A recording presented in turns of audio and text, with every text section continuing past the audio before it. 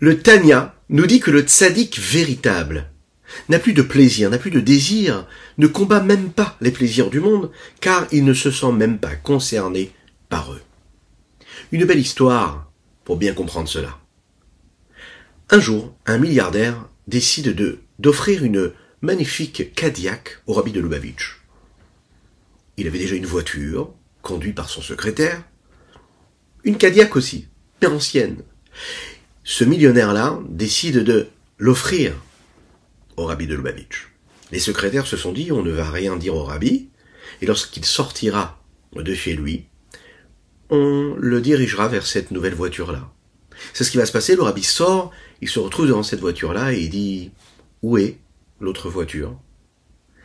Et ses secrétaires de dire « Voilà, il y a un millionnaire qui a décidé de vous offrir une belle voiture. » Et là le rabbi de répondre « S'il vous plaît, amenez-moi mon ancienne voiture.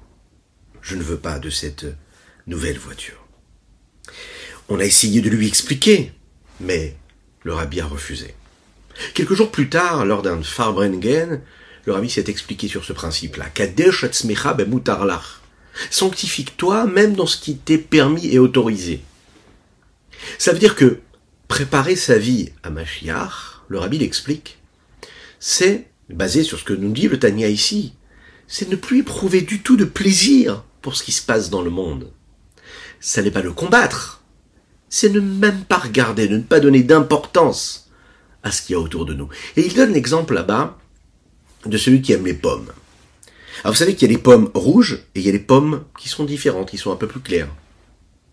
Maintenant, celui qui n'aime pas les pommes blanches et qui aime uniquement les pommes rouges, est-ce que pour lui c'est difficile de ne pas manger la pomme blanche lorsqu'elle est en face de lui? Non, pas du tout. Parce que celui, ce qu'il aime, c'est les pommes rouges. Lorsqu'il voit une pomme qui est blanche passer devant lui, ça n'est pas un effort. Il n'aime pas ça.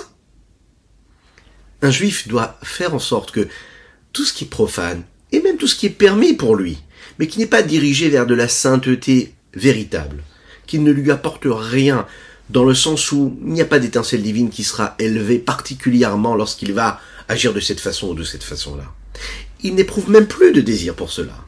Il réussit à sortir de cela. En fait, le tzaddik, pour conclure, c'est celui qui a une âme divine. Cette âme divine-là, elle a réussi à maîtriser complètement son corps. Il est kulo kodesh. Il est complètement saint. Le tzaddik, pour qui le bien est avec lui, c'est celui qui n'a même plus d'attirance pour le mal. Il ne le combat même pas.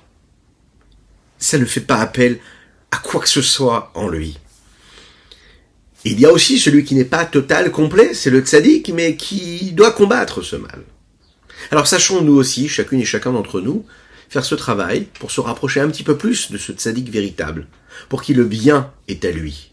Le bien, il le maîtrise, dans le sens où en réalité, tout ce qui peut paraître négatif disparaît et n'a plus du tout d'importance.